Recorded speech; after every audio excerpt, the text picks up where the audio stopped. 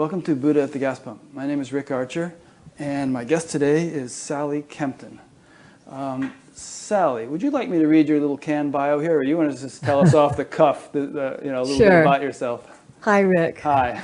Totally nice to be with you. Yes. So I'm a teacher of meditation, spiritual wisdom, what I call contemplative Tantra. And from a Hindu tradition, I've been practicing and teaching for about 40 years. I was a longtime student of Swami Muktananda, whom Rick and I were just talking about, and was a swami, a monk, for a number of years until the early 2000s. And I've been teaching and writing, so to speak, as a lay person since about 2003. And I've written a couple of books, which hopefully we'll talk about, called Meditation for the Love of It and Awakening Shakti. And hopefully we're going to also talk about my new audio program, which is called Doorways to the Infinite, which is a series of tantric meditation practices from an amazing Sanskrit text called the Vijnana Bhairava, or the wisdom of the fiery form of the divine. So that's my basic bio. Oh, and I used to write a column called Wisdom for Yoga Journal for a number of years. Great. Yeah, and incidentally, at the end we'll give the details of this, but you're going to be teaching a telecourse starting like the night that this interview comes out. It'll probably come out Monday or Tuesday morning or something, and so if people don't listen through to the very end, you might want to go to Sally's website, sallykempton.com, and check that out, or listen through to the very end. We'll give more details about it. It's actually on the Shift Network, and It's called The Wisdom Goddess Empowerment. So you can look it up. You can go to shiftnetwork.com and look it up, or through my website. Okay, great. So I had the time during the past week to listen to your entire audiobook, Doorways to the Infinite, The Art and Practice of Tantric Meditation. I really enjoyed it. And I also read a good portion of your book, Awakening Shakti, The Transformative Power of the Goddesses of Yoga. I really enjoyed that too. In fact, I just really enjoyed preparing for this interview. And I don't ordinarily do this, but I want to spend a couple minutes just kind of laying out some thoughts and questions that were about things that I think about pretty much all the time anyway, being a spiritual nerd. But listening and reading your stuff really enlivened and amplified and filled in some gaps for me. So I'd like to just kind of lay that out, and it'll probably give a summary of what we're going to talk about in this interview, although I'm sure we'll veer off into other topics as well. So I think all these little questions could be summed up in the question, what's actually going on? And the first part of it is what I would call the self-interacting dynamics of consciousness. And we've all heard, the term non-duality and Advaita, and we've heard people say things like, oh, I was one with the tree, and things like that. So let's say I'm looking at a tree, right? What is that noise, a car? It's a helicopter. Oh, okay. So let's say I'm looking at a tree. Now, the Vedic literature says that ultimately it's all consciousness. I am that, thou art that, all this is that, there's nothing but that. And so what's actually going on if I'm looking at a tree? And if the tree ultimately is nothing but consciousness, and I, my brain, my eye, not only the innermost eye, but my brain, my eyes, my perceptual apparatus, the sun which is providing light by which to see the tree, if all that is ultimately nothing but consciousness, then really consciousness is kind of just interacting with itself, within itself. It's looking at itself, so to speak. So that's what we would mean by the self-interacting dynamics of consciousness. Yeah. So we'll talk about that. That's one point. Next point is the fascinating thing of the veiling of this, the veiling of our fundamental oneness. If it's really only consciousness, why do we see it as flesh and bone and wood and so on, when it's ultimately actually consciousness? How is it that we lose the vision of the essential nature of things? So that's another point. Third point would be the infinite energy and potential inherent in every iota of creation. I was looking at a talk by a physicist last night, Nassim Haramein, and he was talking about how within every cubic centimeter of empty space, there is more latent or potential energy than there is in the entire expressed manifest universe. So there's just like this incredibly dense, powerful energy in every iota of creation, or of the fundamental field from which creation arises. So I want to talk about that. And then another thing is the idea of intelligence. And this one, I think, is the one which people take for granted even the most, because if you think about it, there's something utterly miraculous going on right before our very eyes. In every cell of our bodies, there are billions of atoms, and each atom in itself is a little miracle, and the cell in itself is more complex than a major metropolitan city, and we only understand 1% maybe of what's going on in the cell, and then we have trillions of them, and they're all coordinated perfectly, to produce this miracle called life. And then there are billions of us, and trillions of planets, in which there are other forms of life. I mean, there's this incredible display going on in the universe, which makes it hard for me to understand how anybody could be an atheist. But there's this kind of like a cloud that veils our vision of what's actually going on. So I'd like to talk about intelligence, and your books address all these points, I think, and they personalize it. They don't portray intelligence as merely some kind of impersonal oceanic field, but they discuss the sort of the expressions of intelligence and the hierarchy of intelligence that governs and structures the universe. So that to me is all very fascinating, and those are some of the things I'd like to talk to you about. Yeah, the basic issues, the fundamental issues of our embodied and disembodied life. Yeah. So maybe we should start with consciousness. I mean, it might be a stretch for some people to say that everything is fundamentally consciousness. Who says it is? How can we help to explain that it might be if somebody doesn't quite see how it could be? Well, I think, for one thing, we need to talk about how we define consciousness, because, which, of course, science apparently has not succeeded in doing. But as far as I can tell, there are several basic views in contemporary science of what consciousness is, and then there's the view of Eastern spirituality, which is, of course, the one that I hold and that we're talking from. But there's a view in neuroscience that, and I actually heard on NPR Canadian woman scientists expounding on this view with utter absolute certainty. There is no such thing as consciousness outside the brain. And it's consciousness, in other words, is an epiphenomenon of brain processes. And that's essentially what I guess we would call the reductionist neurophysiological view. There's another view that's kind of psychological view, that consciousness is sort of like the press office in the Obama administration, that decisions are made elsewhere and consciousness observes and reports on the processes of the physical body and the pre-existing physical universe. And the view that I hold, and that I'm pretty sure you hold, is that when we talk about consciousness, we're talking about a fundamental intelligent energy which has the nature of awareness, and which is the ground, the absolute ground of all that exists. So that consciousness, if we define consciousness like this, it's inside and outside everything. So, the intelligence of the cell, the power in the breath, of course, everything that goes on in the brain is underlaid by this foundational ground beingness, which is aware and intelligent, and filled with creative power, which is, I would say, the contribution of the Tantric approach to looking at what the world consists of.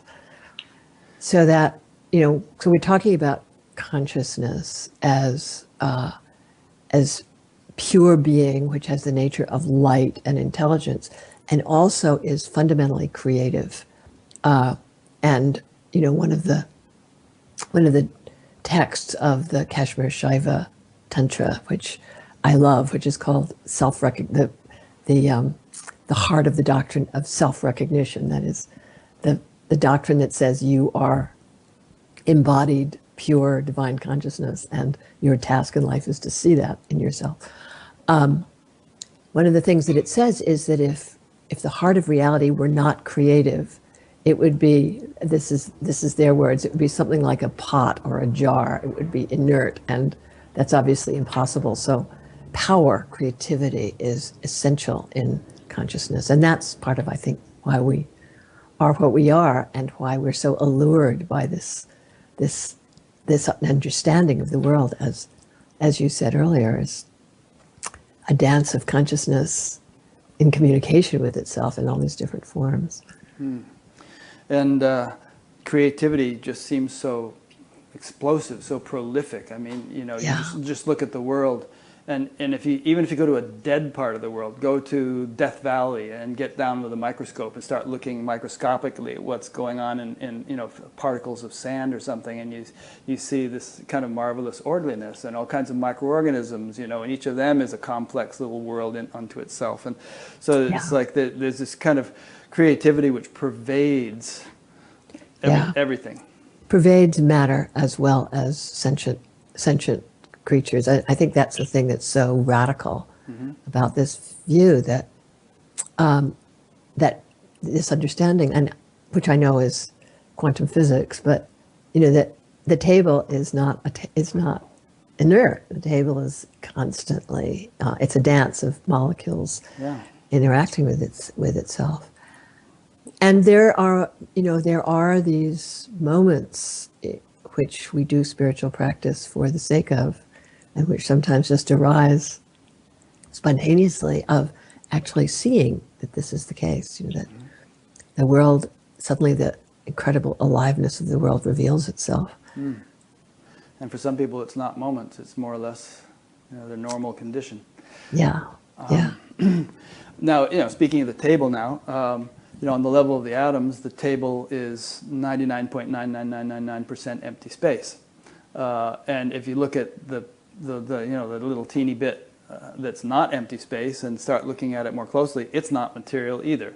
There's this sort of fluctuations of the vacuum state or whatever. You probably saw John Hagelin's talk out at the SAND conference, and you can boil it right down to understanding that everything is kind of just this universal field, unified field they call it, which is just interacting within itself, self-referral. Self-referential. It's right. It's an extraordinary vision that arises as you contemplate this. And that's what I mean by the question, what's actually going on? Because we see a table, we take it for granted, it's a table, and it has a certain practical utility, and we treat it as a table. But if we could actually look closely enough, we could see there's no table there. It's just this field of pure potentiality sort of apparently arising in the form of a table, but it's just, that's only from a certain relative perspective that we are neurologically equipped to have. Otherwise, there's nothing there but pure potentiality just sort of percolating.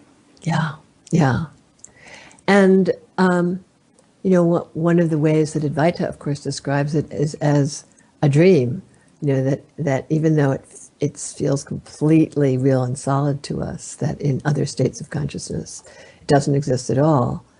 And the thing that's kind of extraordinary about it is that the underlying viewpoint about the creativity of consciousness is that it's all coming from inside, and that by inside we mean our brain, but we also mean that which is behind our brain. So in a certain sense, on the inside of the inside, the creative process is manifesting worlds and fields and universes which we are equipped to experience as being external to ourselves because of the way we're wired, but which, if our wiring were to be tweaked just a little bit, which is what meditation and other modalities that open the doors of perception are all about, we can actually see that the table is appearing as a solid table, but actually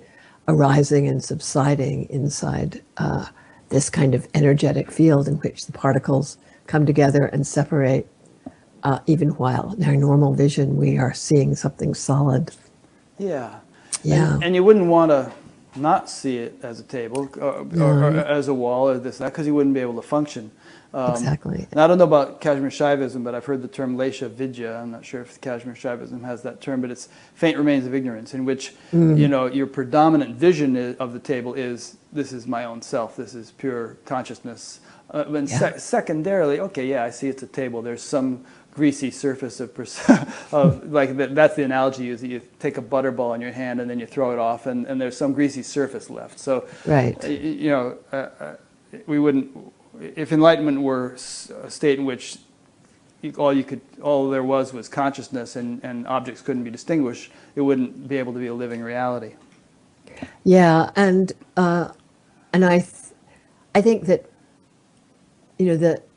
the enlightened awareness that my tradition celebrates, which my guru used to say, that when people would ask him, what do you see? He would say, well, when I look at something, I see the light of consciousness, because he saw the world as light.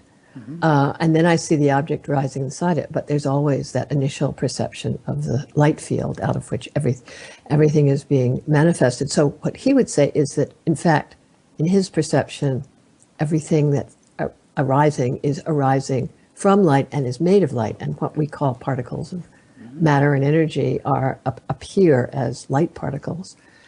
So, in a certain sense, the enlightened vision is literally enlightened. It's a vision in which you actually see the foundational light inside everything. That's great. That's exactly what I was trying to describe. So beautiful. Yeah. So then the question, well, let's just see, have we really covered it for the truth? We're never going to convince hardcore skeptics, like that woman you heard on NPR, because they really have to have the experience. But is there anything else we can dig out of here in terms of consciousness being the fundamental reality and everything arising from that, rather than consciousness merely being an epiphenomenon of brain functioning? Well, I think one of the really convincing arguments of quantum physics is simply that when a consciousness interacts with any object in the quantum world, it transforms the field, because there's a constant interaction between the observer and the field that is apparently being observed, but which is actually in constant communication with what we consider the observer. So, and I know that people say that you can't really prove consciousness in the spiritual sense from quantum physics, and a lot of quantum physicists get kind of impatient and annoyed when people like us start citing physics as the proof of the existence of this non-dual subtle field.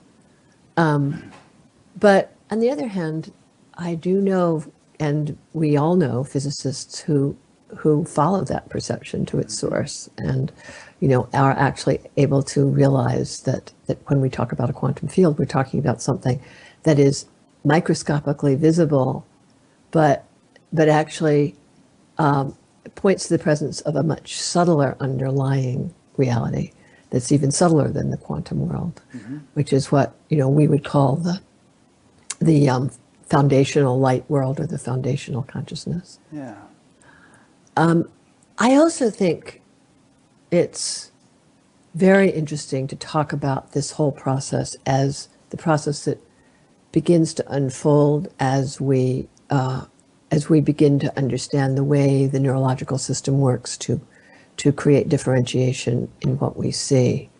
Because, we actually do go through I read recently about an experiment that was done where they put goggles on people that distorted their vision, so they saw everything upside down. So the goggles would actually they would actually give you the sight of the tree.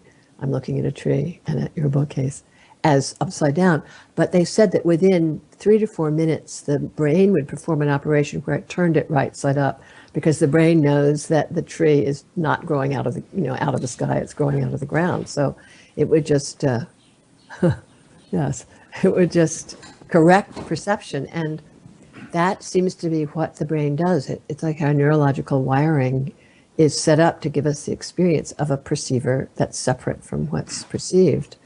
And no matter what, when we're in our ordinary state of consciousness, when we haven't taken a psychedelic drug or something that actually shifts perception physically, we are constantly being given the experience of you there and me here and the computer in between us and etc. So I actually think that something has to shift inside the human field of perception in order for a human being to be able to see directly what reality is. And of course, in our generation, that shift, those first shifts of perception actually happened through psychoactive drugs, because we were able to take a pill and suddenly look into reality and see that there was light that manifesting as objects. And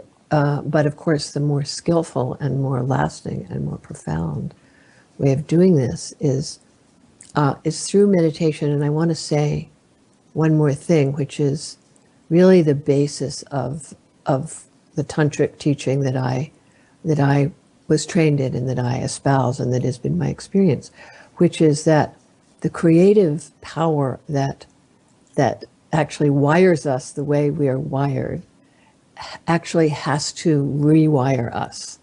In other words, it's not something that a human being does on our own. Almost, it's kind of invited. They say the eye can't look at the eye. It's impossible for the eyeball to screw itself around and see itself, except in a mirror, of course. And it's in the same way. It's not a human operation to rewire our perception so that we can see the unity underlying everything. And the way this happens, according to the Tantra, is that the foundational energy that has actually manifested all this from the time of the Big Bang it begins to wake us up, to shift our perception, to reprogram our physical and subtle body so that we are actually able to perceive reality as unity, and as what's sometimes called duality and unity, as we were saying, the table appearing inside a field of consciousness without the sense of fundamental separation that's our ordinary experience. So the whole process that I'm concerned with in my own practice, and that has been the basis of my practice, is really to invoke the foundational power within consciousness, such that it will, reframe my perceptions. And that process, of course, is called the awakening of Kundalini, which is the activation of this very subtle, let's call it enlightening or evolutionary quality in consciousness that is spontaneously and naturally able to shift our awareness so that we can have that experience. So did I cut right to the... Well, there's a lot in there. We could unpack that for the rest of the interview. But let me take a stab at it. Firstly, we're still coming back to this point of, is consciousness the most fundamental reality? I don't know about Muktananda, but I know Nityananda was fabled to have been seen levitating, rising up to the top of some building he was in, and as I recall when I read Play of Consciousness. And there are, of course, numerous other accounts of things like that happening. None that we've been able to verify in our contemporary society, but let's say that were to happen, and that there was somebody who could replicate that reliably, and it wasn't David Copperfield or Chris Angel or one of those guys. Then it seems to me, if they were honest, physicists would really have to scramble to explain how that could be possible. What laws of nature would enable something like that to happen? And the kind of more enlightened physicists that you and I have been alluding to would say, well, consciousness is all-pervading, and there are certain laws that reside, all laws of nature reside within it, and someone like Nityananda has learned to master those laws, such that if he wants to rise up and talk to the ceiling or whatever, he can do that. And of course, there are Christian examples of that too. So that's one point. Another point is this idea about whether you were mentioning how some physicists get kind of pissed off because New Agey types, spiritual types, co-opt their theories and their explanations and as a means of sort of supporting their own perspectives and saying that consciousness is the same as the unified field and so on. But I'd like to throw in the idea that the human nervous system, and I think Kashmir Shaivism has a lot to say about this, is such an amazing instrument, far more intricate and capable of exploring certain realities than any machinery that human beings have been able to create. I mean, the Hubble telescope has its capabilities, which our nervous system does not, and maybe the Large Hadron Collider has its.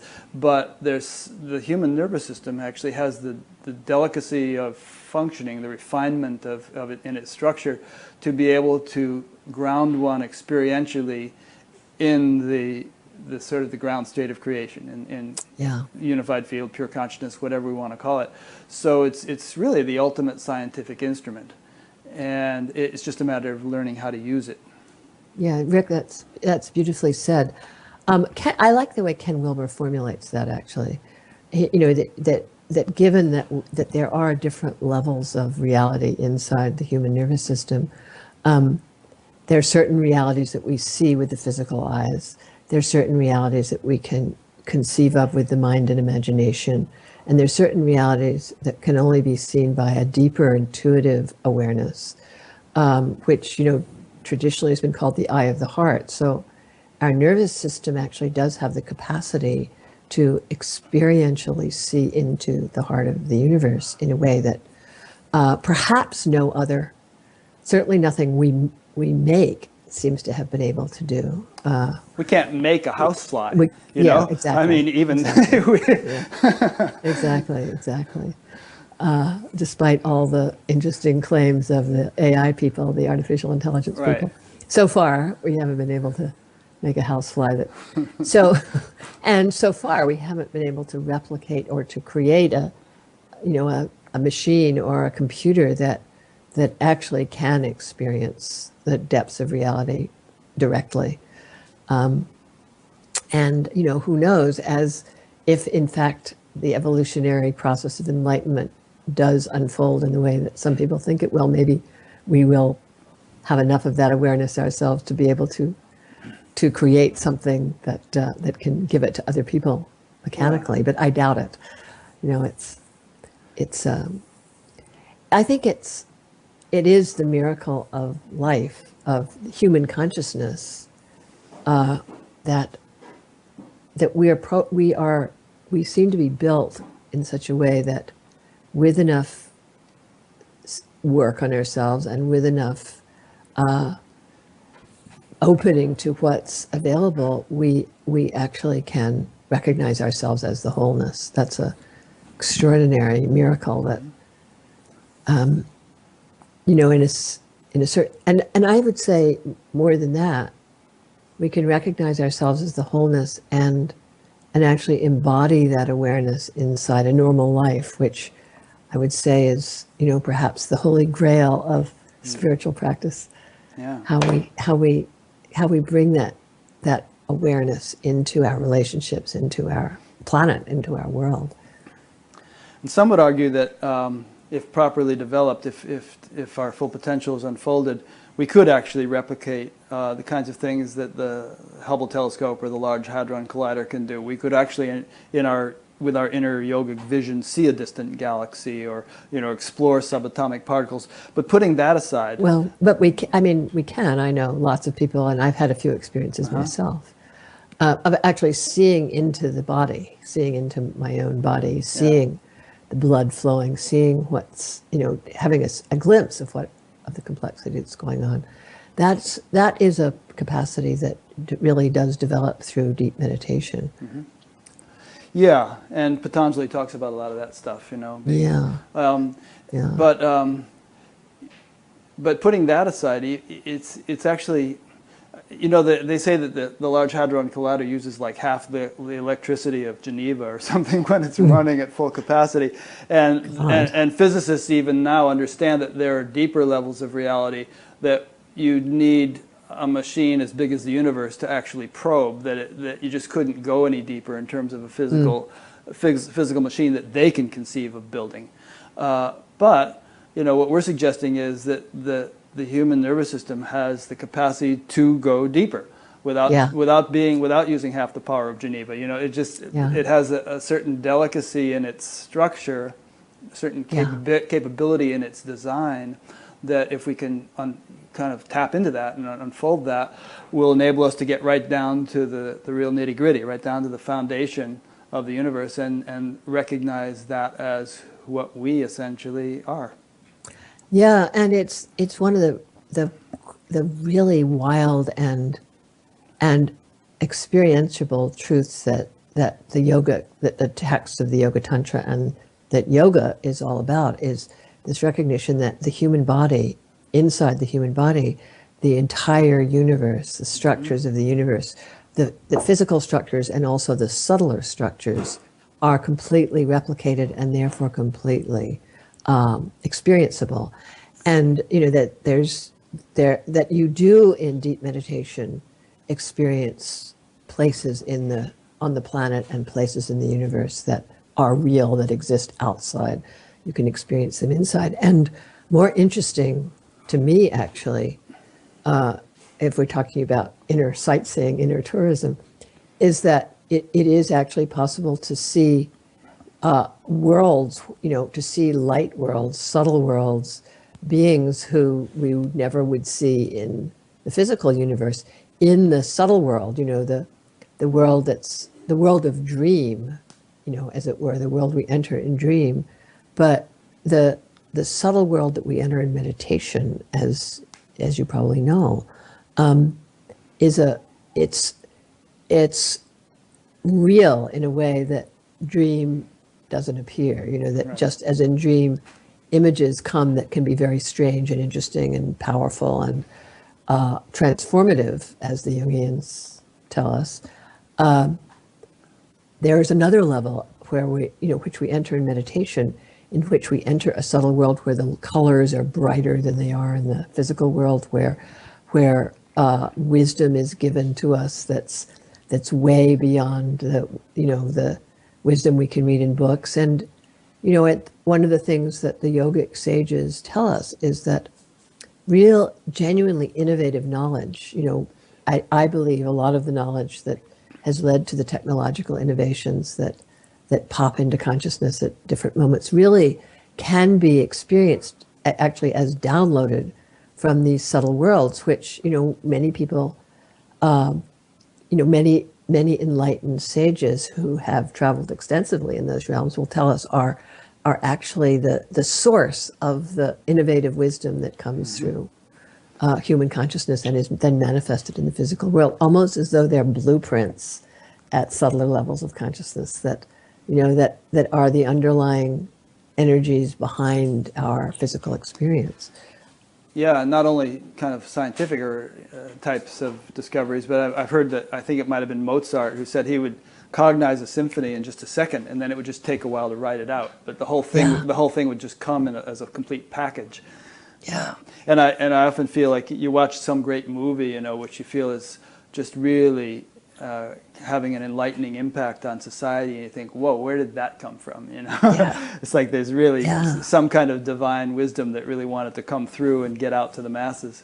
Yeah, and a lot of what people like you do is, in a certain sense, it's a little bit of a debased word, but channel that, that wisdom. It's, in a certain sense, the more clear one becomes, the more open one is to that coming through.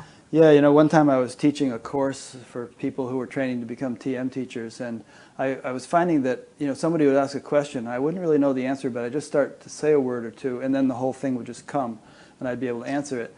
And I asked Maharishi about that, and he said, yeah, that's exactly right. He said, that's the way I do it. Yeah. Yeah. So, yeah. So let's see. So there's some real nice stuff here that we're going to expand on. First of all, this whole idea of subtle worlds. I mean, in a way, we were just sort of jumping from the gross to the transcendent, you know, tables and then unified field. But there's a whole... my wife just passed me a note. Are you letting her talk enough? Yep, I'm letting her talk enough. We're going back and forth here. Gross to the transcendent, there's a whole range in between. And you talk. You know, we're going to talk about that in this interview, and you talk about it in your books. But there are all sorts of subtle strata, are there not? In which hordes of life beings reside, light beings and life beings, and that can not only be cognized in meditation, but like most things that are experienced in meditation, it can be stabilized and become a you know, ordinary walking, you know, waking state experience. Yeah. And so I want to talk a little bit about the ways in which we might experience subtle realms in the waking state, because to me that's the most interesting aspect of the way the subtle worlds interact with us. You know, in Vedanta, as you know, in the yoga tradition, they divide reality in various ways, but essentially there's physical reality, gross reality. Then there's the subtle world reality, which is vast, as you were saying, and then there's what's sometimes called the causal reality, which is where forms kind of start to dissolve into formlessness, and beyond that is the transcendent realm. So, in a certain sense, you could say, you could say that as we start to access the subtle realms and the causal realms through meditation and through practice, what we start to realize is that we experience them in different ways. I know there are people who experience them very visually. I have actually a number of students who have quite remarkable visual entries into subtle worlds, and my guru was. He traveled extensively and he recorded his travels, as did Yogananda Paramahamsa and, you know, other teachers. You know, some of the teachers who really set the Western world on fire were teachers who had very, very visual experience of these higher subtle worlds and of, you know, deities, you know, beings who live in bodies made of light and have a kind of elemental effect on the physical world, and the goddesses who, you know, I speak about in my book, Awakening Shakti, which hopefully we'll talk about later. But my experience of the subtle world has always been energetic. You know, it's been a kind of recognition of subtle, very distinct energy fields that become recognizable as you practice, as having different degrees of subtlety and density. So, you know, when we talk about let's say dark energies or dense vibrations or heavy vibrations, as lots of New Age people do, we are actually talking about genuine energetic fields that are present in, you know, in this universe, and at the same time, what we begin to be able to be aware of is these very light, very very powerful, very intelligent, subtle energies that have actually distinct personal energy signatures, as distinct as yours is, you know, that we can begin to recognize that the nature of being alive is to have a particular, you know, energetic personality that, you know, that we actually recognize when we let ourselves tune into it. You know, for example, you know, if there's someone you're really intimate with, like your wife or your mother or your best friend, you actually recognize them by the energetic signature that they, you know, that they manifest, so that if you think about your wife, you experience a certain energy that's very different, I assume, than when you think about your mother or your cat. Because in that sense, we are all energy beings. And the subtle realms, the subtle worlds are full of, literally teeming with these energy beings who seem to have a capacity, according to the texts, and I've actually noticed it myself in my practice.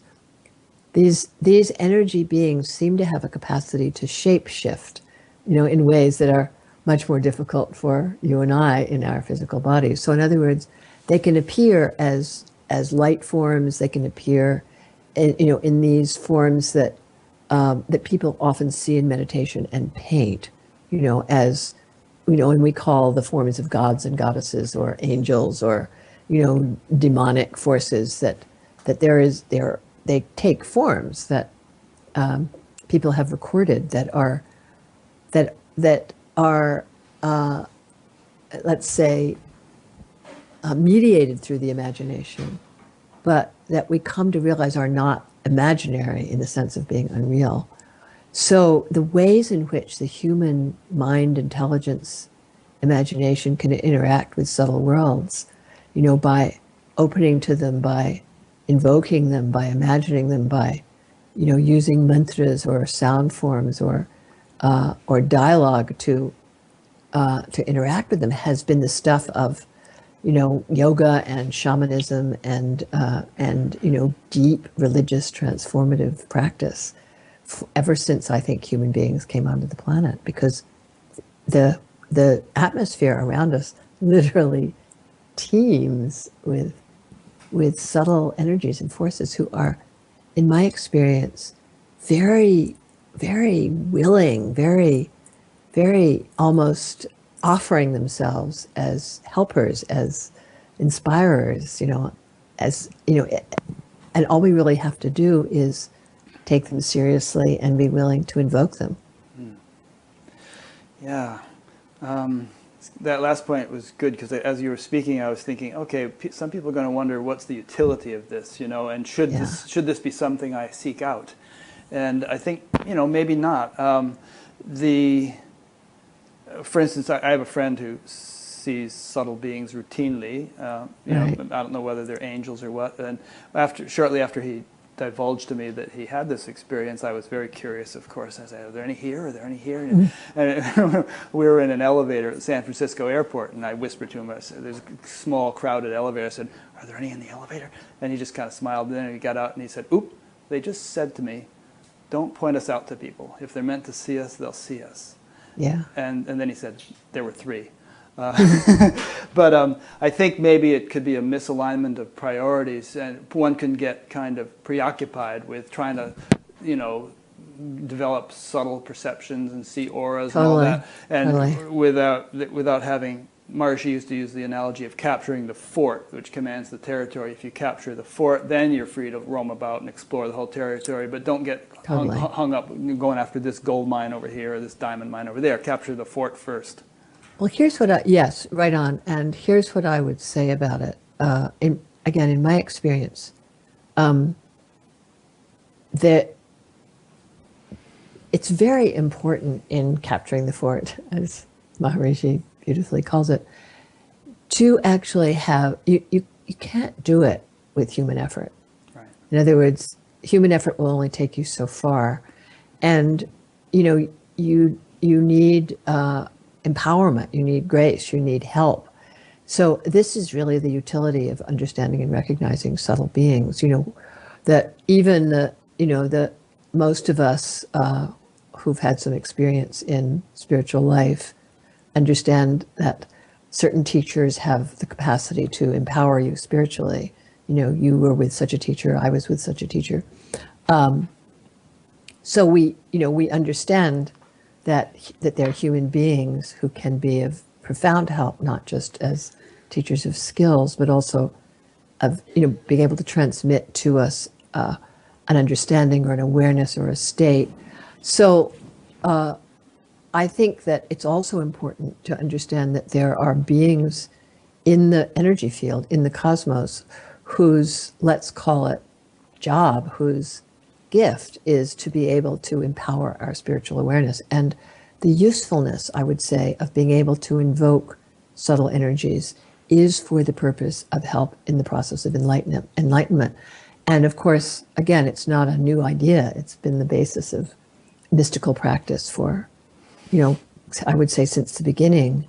But that we don't break through the veils without some sort of recognition of the need for this kind of subtle help. And what's sometimes called grace, or in the Tantric tradition, there's a kind of a basic understanding about the powers of consciousness. That consciousness, this subtle force that we've been talking about, is constantly creating forms, maintaining them for a while, and then dissolving them. I mean, that's the nature of life energy. It brings things into being. It keeps them in stasis as a table, and then the table will eventually, one way or another, dissolve and decay. And of course, that's happening on the cellular level. It's happening constantly in the mind. But what Tantra says is that there are two other cosmic processes which are always at play. And one of them is, you were mentioning earlier, the concealment process, where the unity behind everything is just simply veiled by our nervous system, by whatever forces in reality are bent on, concealing these subtle beings that don't want to be pointed out by your friend, or, our fundamental oneness with each other. And there's another force in the universe, which is, in Sanskrit, it's called anugraha, which literally means that which grabs the individual and shows it, reveals reality to it, which in English we call that grace. And the whole Tantric project is based on the understanding you absolutely cannot take one foot into subtle awareness unless consciousness gives you, that grace, unless consciousness, in fact, seizes your individual consciousness and starts to open the veils for you. So, asking for the help of those energies which can awaken us is, it's a tremendously powerful practice, which, combined with your own work, your own meditative and psychological effort, is what's going to make that awakening possible. Yeah, I'll talk for a minute and let you get a drink of water. But yeah, I was noticing in my notes, I think you said in your book, you were talking about the veiling of our fundamental oneness, and you're talking about Shakti as Mahamaya, and you said that, which would mean great illusion, but Shakti created the illusion, and she has to free us from it. Yeah. And it's interesting. It seems to me that I don't know, in my way of understanding, and which is of course subject to revision, there had to be a veiling in order for there to be a universe. Right. It's like, and in the even if we take the traditional cosmological understanding of how the universe evolved, for the first few billion years at least, there couldn't have been any beings that were, at least gross biological beings, that were evolved enough, sophisticated enough in their functioning to have a conversation like this, or to talk about, transcending and experiencing the source of creation or anything like that. And first stars had to form, and then stars had to explode, and that had to happen quite a few times before there were enough heavy elements to form worlds and have beings on them, and it all took billions of years. So it's almost like, and yet all that, sometimes people say, well, the universe doesn't exist unless someone's perceiving it, but and that things just come into existence as they are perceived. But I never understood that, because it seemed to me that the universe was evolving for several billion years before there could have been anyone to perceive it, and then eventually life began to form and it began to evolve and got to the point where we could have yogis, we could have conversations like this, people seeking to know and understand and experience the ultimate reality. Yeah, and of course the view of yoga is that the universe is inherently sentient, so that there is always a perceiver. Yeah, There's not necessarily human perceivers. not necessarily a human perceiver, Right. but consciousness is conscious, sentient. So that sentiency is all. I mean, this is not a scientific view of it, but it's the view I think that makes sense of that in a certain sense. That if you really do believe that the perceiver creates what is perceived, then you have to assume that there's a perceiver who was present at the creation, as it were. Yeah. And as you were saying, all these subtle beings who have jobs, and those jobs have to do with creation. Yeah, and exactly. we can talk more about that. And and if there's a star, then that star is there's a consciousness associated with that star. Indian tradition calls our sun Surya, and that it's meant to imply some great being or that resides in the body of that star. And Westerners talk about Gaia, with regard to the earth. Yeah.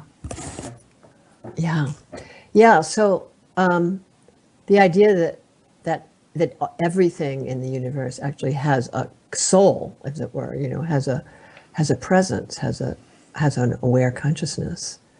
And of course, the Indian tradition is so unbelievably skilled at mapping these and pointing out to us why planets have an effect on our psychological consciousness and what that all has to do with. So yeah, I mean, there are just certain things that are not explained, that cannot be explained with physical science. And although I am totally fascinated by the ways in which physical science explains reality, and enhances our understanding of reality, and kind of explodes myths about how things came into being.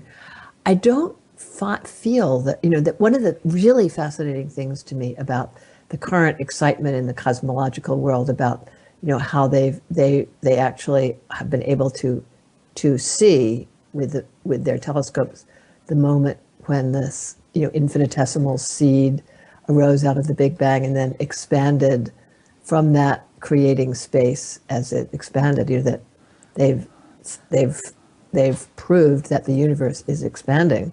Yeah, I don't think they visually see that, but they get, with the radio telescope, they get the sort of background noise of the Big Bang, Right. And Right. and also they can also tell due to blue shift, the Doppler effect, that all the galaxies are moving apart from each other, so like pennies on a balloon that's being inflated. So they do see that expansion. Yeah. Well, did you read the pieces in the Times earlier this year? Apparently, through, I think, mathematical formulations coming from those telescopes, they actually were able to pinpoint the moment when the universe kind of exploded out of whatever it came out of, and into and Vishnu's navel, no doubt. yeah, Vishnu's navel, exactly, the great Mahashunya, the great point, and and that it was in fact tiny, it was, Yeah. and it then expanded.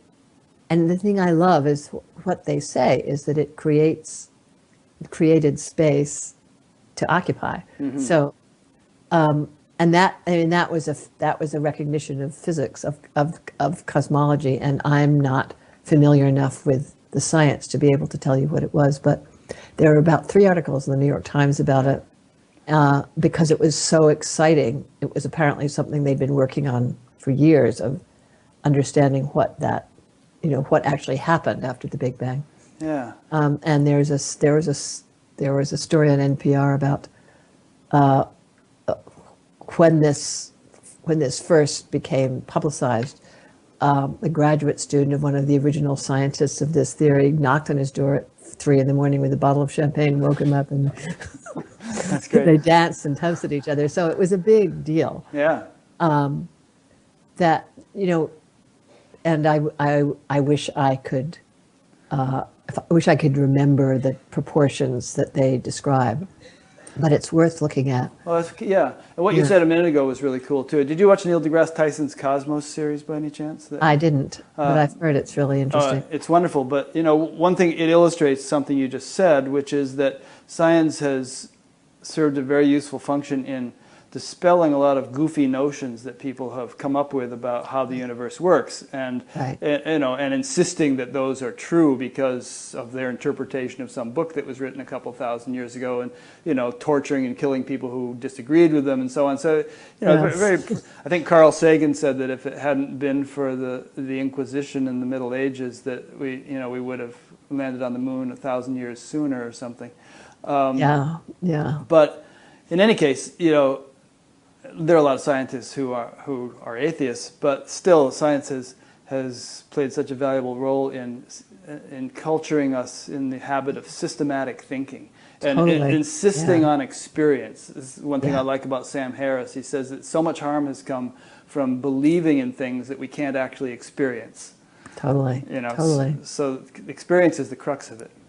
Experience is the crux of it, and I think that the thing is that you have to have a system for for making the experiment, and the scientific systems are profoundly instructive in that way. And at the same time,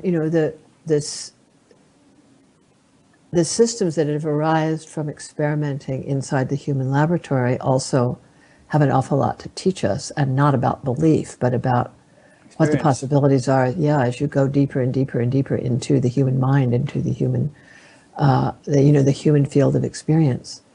You talk about these in your book, Doorways to the Infinite. I mean, you took one particular text as a good case in point, but there's so many texts like that in ancient traditions that say if you do this, you'll experience this. And that kind of meets at least some of the criterion of the scientific method. It's repeatable. Anybody can try the experiment. Exactly. And it's repeatable. It takes seriousness. It's not like you push a button and you get the experience. You actually have to do the work. You have to go to high school and graduate school in inner experience. But if you do it, it's there. It's there to be revealed.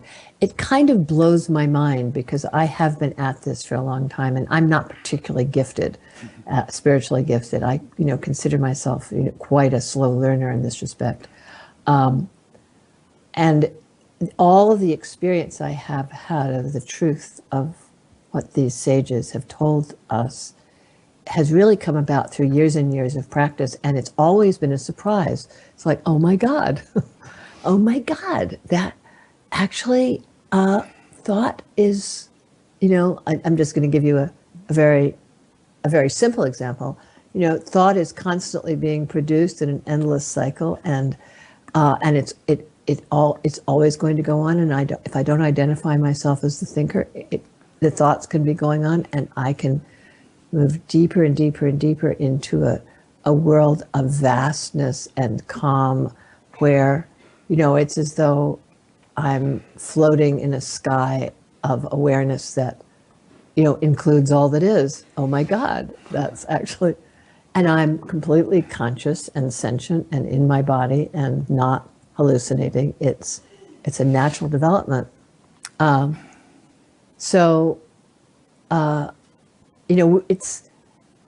We really do have, just as I can't understand physics except in a very bare bones way because I haven't done my homework. I haven't studied it in the same way. To really get what the human being is on what we call the spiritual level, we need to go there. We need to do it. Important point. And it's not enough to just read a few books and get an intuitional sort of sense of what Ramana Maharshi was talking about and jump to the conclusion that you've got it, Exactly. And, it's sort of like instant awakenings disappear instantly. And And some people don't like that notion. They feel it's this sort of, you're chasing an endless carrot on a stick. You know, if you have this orientation that there's always going to be more, and that you haven't reached any kind of final realization, why don't you just accept? You know, who was it? Sailor Bob Adamson said, "There's what's wrong with right now unless you think about it." Beautiful. Yes. Well, exactly. There's nothing wrong with right now. But there's a but, because the average person's right now, even the average spiritual person's right now, is not necessarily the ultimate realization that person could have. Yeah, and I guess from my own experience, right now can be opaque, you know, or it can have the taste of eternity, and when you've managed to sort of open the now to the recognition, to the real experiential recognition of its eternality, then your experience walking around is going to be completely different than if your now is opaque. And you know, the thing I love about the contemporary spiritual world is that we're given so many modalities. We're given so many ways to make our daily life experience deeper and more enjoyable and more subtle, that, you know, it also makes it very easy to just stay with that, you know, to stay with an initial experience of peace or sweetness or fullness, because life is so full and is so distracting, and we have so many agendas. So, you know, I think now, as always, the journey, you know, there's many, many ways we can take the journey. And if you decide that this is what life is about, you know, that what you really want in life is to know as much of the reality of human embodiment as is possible on the subtlest level, then, you know, it's going to take you a while, and but it's totally engaging and fascinating, and I don't think you have to be so goal oriented. I think it's more a matter of allowing yourself to be drawn, you know, through the journey. It's kind of a balance, I think. I mean, if you look back 10 years, 20 years, 30 years, 40 years on your own life and what you were experiencing at those various stages, I reckon you would say that there has been a pretty significant, I mean, if you could jump instantly from, you know, now to 10 years ago, 10 years ago to 20, you'd experience pretty shocking contrasts. But, yeah, for sure. Yeah. And so, you know, on the one hand, there has been this, and will continue to be, this continual progression, which, you know, implies journey. You're going somewhere. But on the other hand, you know, there's always contentment in the present moment, at least a certain degree of it. And if you pass over that, if you ignore that for the sake of, you know, pining for something you might be experiencing 20 years from now, then you miss out on life now. Yeah, and I think that these two attitudes that you're alluding to are actually correctives for each other, right? You know, that I know when a lot of people in our generation came into the spiritual world with the idea that we were going to get high, we were going to get, you know, enlightened, and it was going to be blissful, and then of course we discovered that it's not quite like that, that it is actually a journey, that there are dark spots, dark nights, and that the dark nights are as important as the light spots. And then it seems to me there was this kind of recognition in the students our age who then became teachers, and they all started saying, well, you know, enlightenment, you know, what's that about? That's just a kind of a myth. Let's talk about spiritual maturity, you know, where we're able to really be in the moment and be with our pain, and you know, life is good enough, and let's do our family thing and our work thing and get it together. And I always felt it was a corrective to that, you know, kind of naive running after experience that a lot of us started out with. And what I've noticed is that it goes in cycles. So right now, I think, is one of those cycles when people are really interested in you know, what we might call flashy spiritual experience, almost as a corrective to the more mundane, what's wrong with now attitude that was prevalent, or the idea that, you know, that so many so many of the teachers of what we call direct path spirituality, will say, well, just realize it's all already happened, you're already awake, everything is perfect, just relax and let everything be as it is. And I love that teaching. It's incredibly sweet and empowering and relaxing teaching. And there's more. Yeah. Yeah. So it's like the infomercial, but wait, there's exactly. more. Yeah, exactly. Yeah. Exactly. So it's very salutary to go, okay, there's nothing to strive for. I am already that. Let me just be present, and can I let it be all right that my stomach hurts? There's that let's deeply accept who we are in this moment. It's great, but somehow by truly accepting where we are in this moment, we can't let ourselves get stuck complacent, and believe that's all our life is about. Yeah. So I think that that to really consider metaphysics and to consider what the great beings have experienced and to realize that this is within our capacity as well, is hugely important. Yeah, I think it is too. Yeah. Yeah, there's something to grow. There's something to grow into, even as we grow up. Even as we become kinder and more accepting and more loving and have better relationships and become better stewards of the planet, and have a more caring, global, world-centric view. At the same time, we can go deeper, and go into the subtle elements of the universe. And I think it's all necessary and complementary. Do you need to get more water, or do you have some in your glass? I have some. Okay, good. To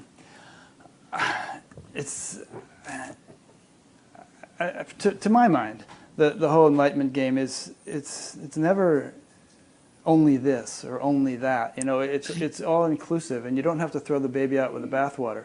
I mean, yeah, you have to get it together and definitely there have been times in my life where I have not had it together in the least on the relative level, or needed all kinds of integration in this area and that area. But personally, I've never lost sight of the fact that there is something, on a distant horizon that is grand and that is marvelous and that is worth pursuing and striving for, which is, again, not to deny the necessity of dealing with and living in the present and living that as fully and responsibly as possible. It just doesn't have to be an either-or situation. Yeah. It's both and. It's the whole package. Totally. And I actually think spiritual maturity is the recognition of the paradox. I had a T-shirt on today that said paradox in it. I changed it for this interview.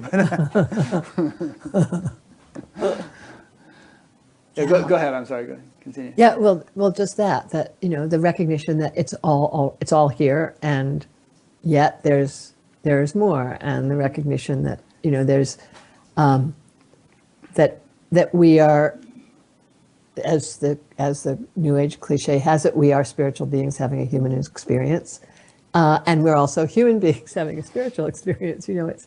It's all of it, and I do think that Scott Fitzgerald said that the sign of true intelligence is the ability to hold two contradictory ideas at the same time, and I think that's very true. While drinking a martini. While drinking a martini, right?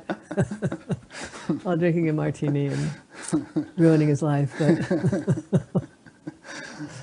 but obviously in some way, look at that little being over there. Yeah, you got little Just beings. came into the room. Yeah, you've got some feline. Oh, my little that beings. Oh, it's a dog. Yes, it's a dog. Yeah. Whenever you see me open my door, I'm letting a dog. To let the dog in. Dogs in and out. Yeah. Thought you were seeing angels or something. No. I was seeing what looks like a pug or blue heeler mix. Oh, okay. Yeah. One of those esoteric small dogs. Yeah. Well, earlier on, half an hour ago or so, we were talking about all these levels of creation, the gross and the subtle and the transcendent, and I think there's a tendency to try to kind of glom onto one or another to the exclusion of the other. So I've really got to get my act together in the relative here and become an integrated person, improve my relationships, get a job, and all that stuff. Now, but that need not exclude also enlivening, diving into the transcendent and enlivening that. You can kind of juggle all the balls at the same time. And in fact, if you do that, you actually become more successful in any, at any point in those different strata than you are if you focus on one or another exclusively. Yeah, true. And I would also say that,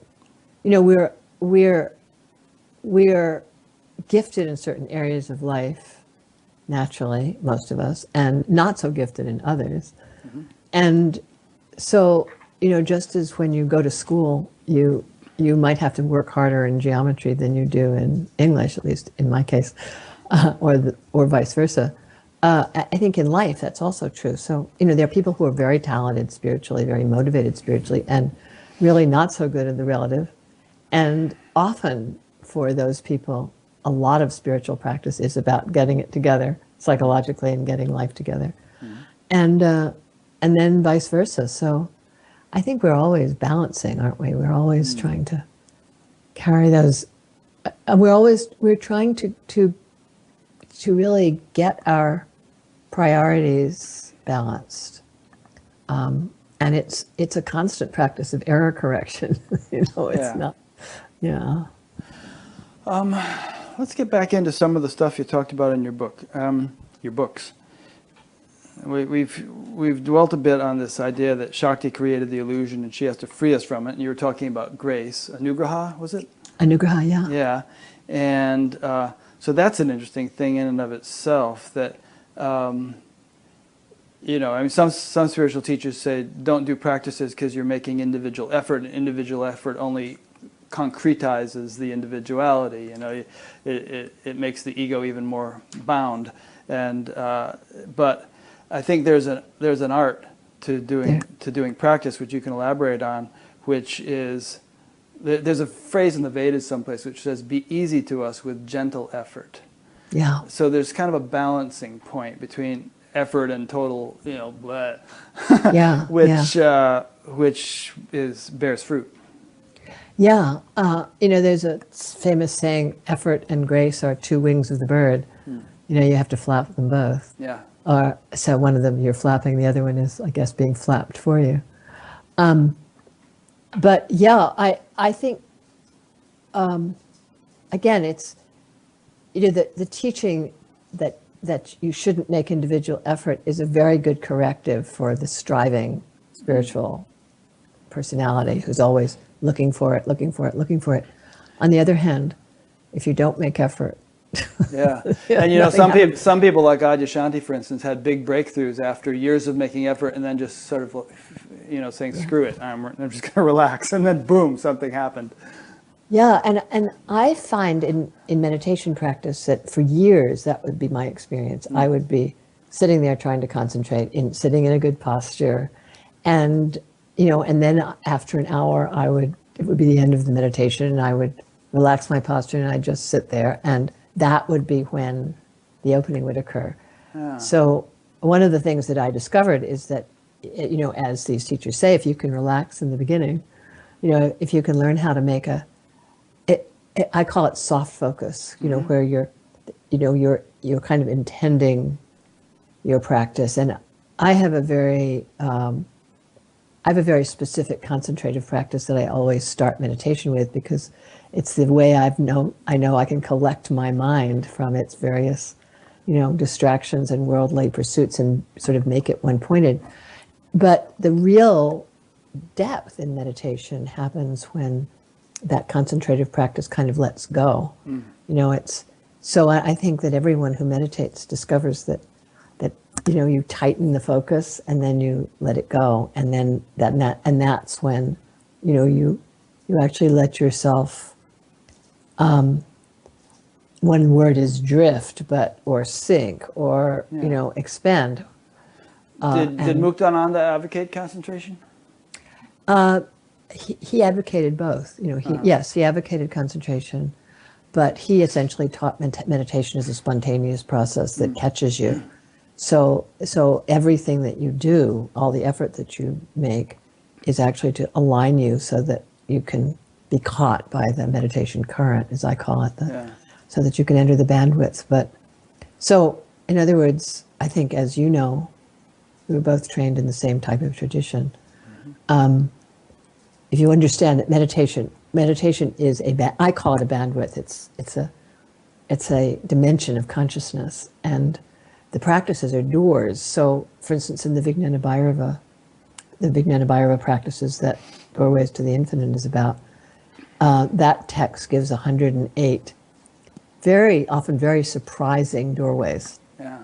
One of which is remembering a moment of love and then letting yourself just enter into the love aspect of consciousness through that doorway. Or one of my favorites is meditating on the void in the armpits. You let your arms get a little bit loose and you bring your awareness into the space in the armpits. You close your eyes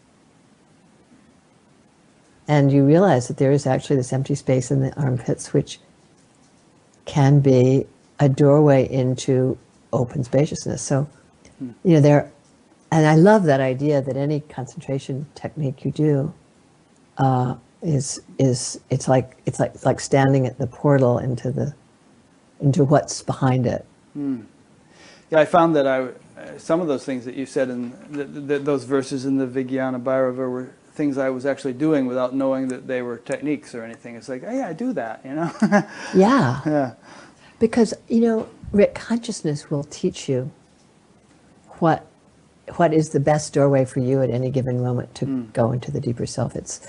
I think that texts like that were kind of discovered or seen in meditation.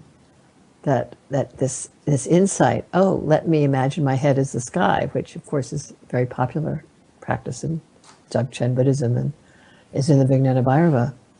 And it's also an experience that happens spontaneously sometimes. Yeah. So, and someone, and people write them down and teach them to their disciples and they become techniques. And then we get to explore them. But they're all just about opening the door or inviting the door to open. I have a technique. Try this the next time you're at a swimming pool. Go to the deep end of the swimming pool, presuming you know how to swim, and hold your nose and bend from the waist and just keep bending until you just fall into the water head first and let yourself just somersault slowly underwater like that, holding your nose and with your eyes closed. Whenever I do that, it's like kind of instant unbounded bliss.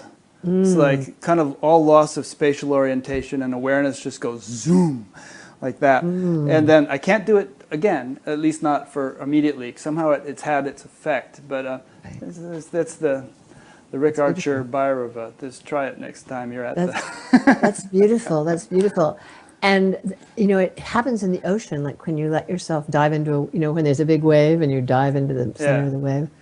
And the wave kind of grabs you. Yeah, and you just sort of, it's like your awareness kind of expands. It's the most interesting thing. Yeah, and leading us to the conclusion that there's no experience in the world that can't be a doorway into open awareness if you can just enter it.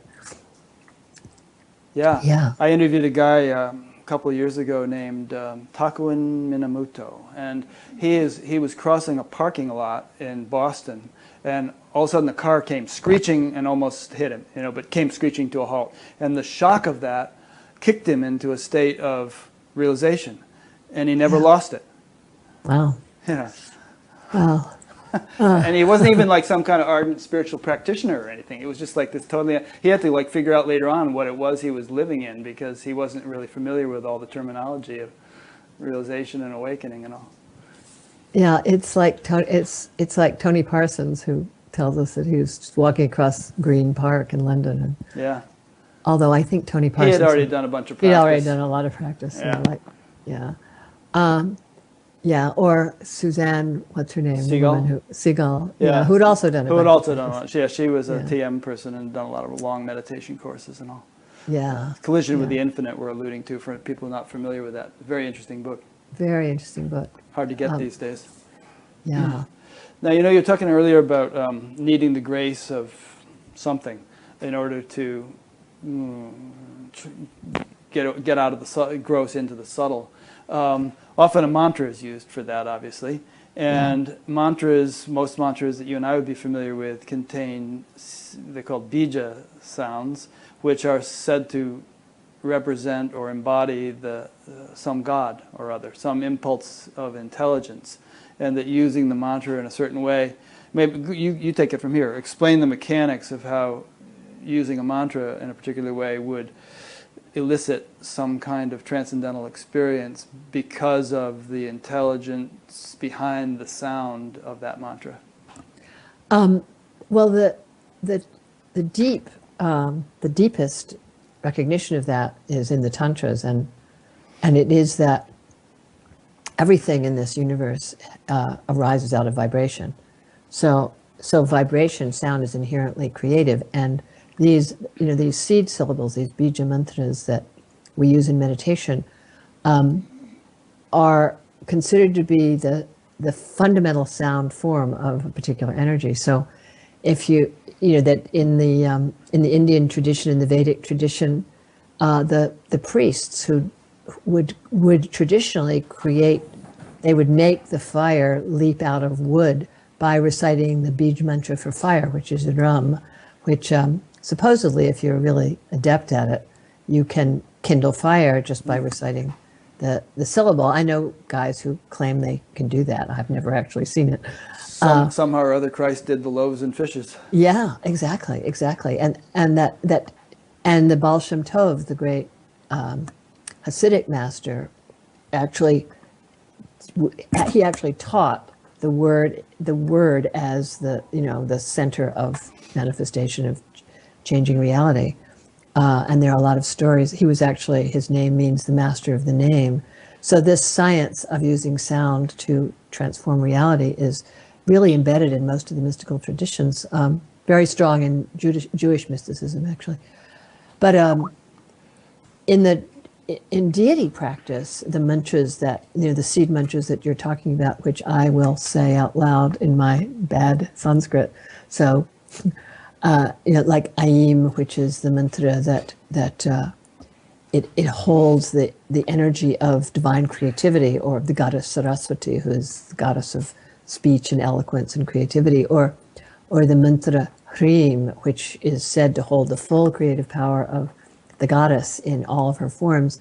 That in Tantric tradition, these mantras completely incarnate the full energy of this sacred energy, this sacred force. And therefore, when you really let that mantra cook inside you, it's going to open you up to that energy in a very natural way. Just kind of by itself, just by letting it sink into your consciousness, which is, I know, the way TM meditation is done. You work with a seed mantra and you just let it. It's effortless, and it uses what Marsh used to call the natural tendency of the mind to seek a field of greater happiness, and these deeper levels are inherently more charming. And so, it's like diving, take a correct angle, let go, and the rest is automatic. Yeah, and it's true. I mean, mantra practice for that reason is unbelievably effective, and especially when you know the moment to let go of the mantra and to let the energy that is opened up in you take over. I think that if you're not making an effort to think it in the first place, then it lets go of its own accord as it becomes more subtle. It just kind of fades and disappears, and there you are. Right. Unless you try to grab it. Yeah, which would actually be counterindicated, at least in TM. But I've noticed, though, that one of the art of meditation is really learning not to grab. Right. Not to grab an experience, not to grab a thought, not to grab hold of the technique, but to actually let yourself just continue to be carried. And you're right. Because if you're grabbing, you're interjecting you're interjecting individual effort, which is only going to get in the way. Right. Yeah. It's like, we could think of nature as an invincible source or invincible power. And it's like you're riding on an airplane, and you think, I'm going to help this airplane by walking down the aisle and going a little faster. But you're actually not going to get you to your destination faster. You might interfere with the flight attendants or something. Yeah, and how about this one? When you think, which I did when I went through a period when I would get on a plane and I would feel that I had to concentrate intensely to keep the plane in the air.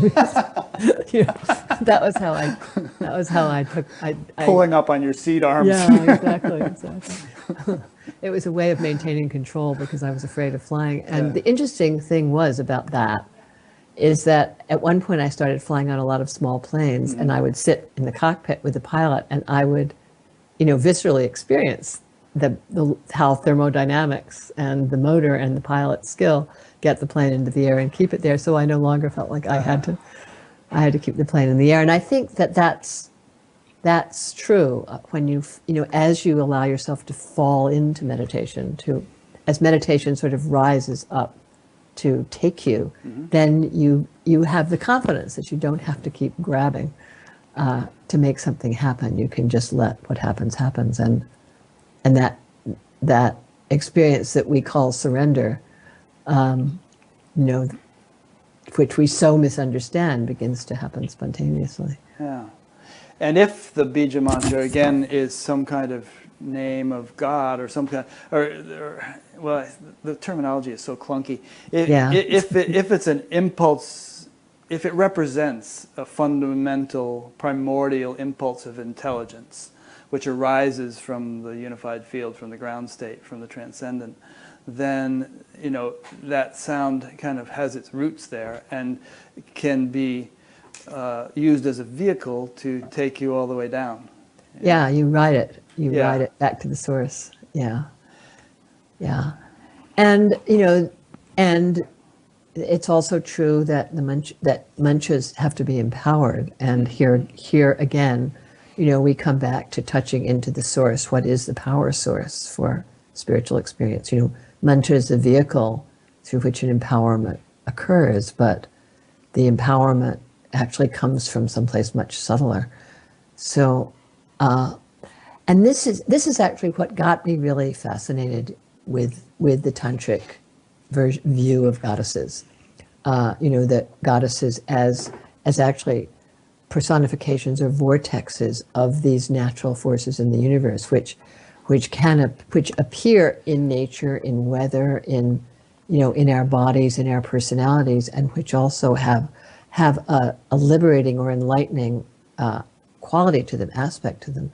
And because I found that as you begin to become aware of the forces behind mantras, for instance, if you're practicing a mantra, let's say you're practicing the mantra Aim for the sake of argument, and you begin to become aware that along with whatever natural subtle experiences you may be having that you don't have any words for or any particular way of understanding, that if you can recognize that inside that mantra there is a very specific, empowering, enlightening, creative force, that it actually it adds an element to your practice.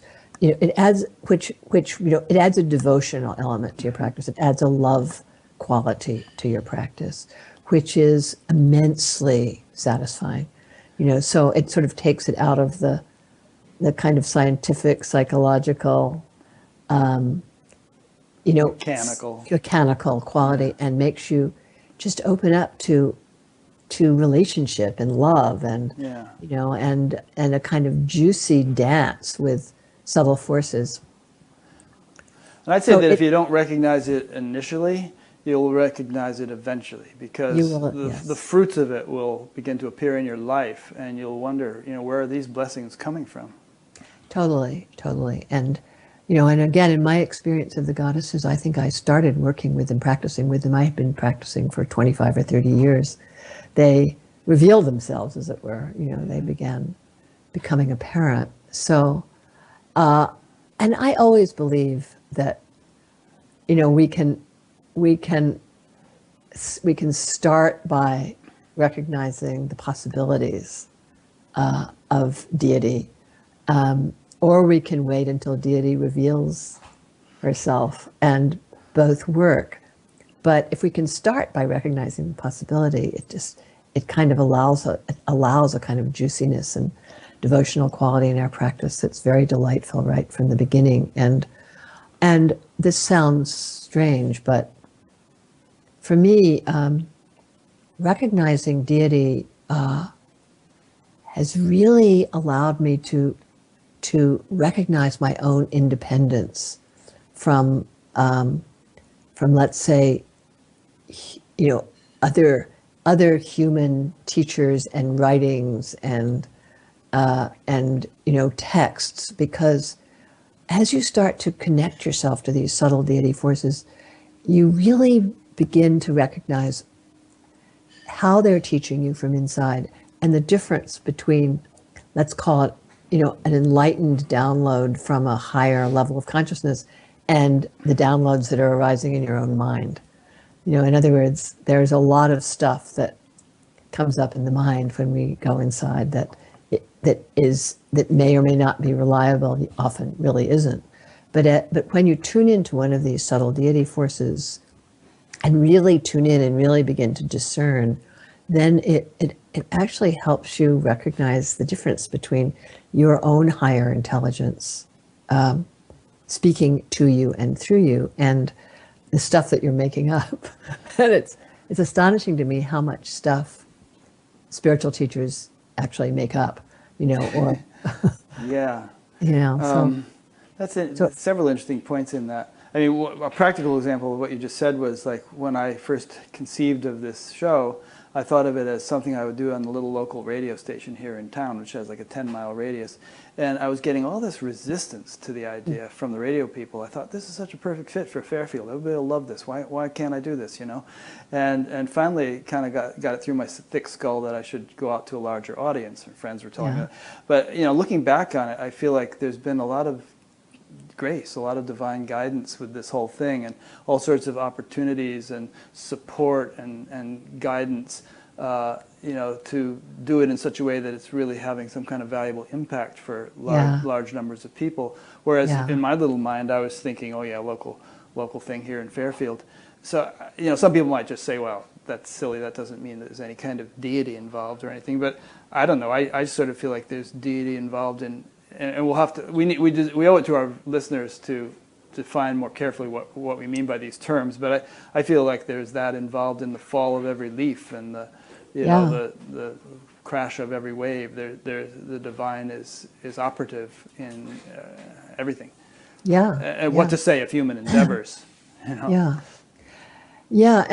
the thing about recognizing and actually learning to discern when divine forces are trying to get something through to you, which takes a while because we are thick and because the ego is naturally limiting. Even when the ego is grandiose, it's limiting.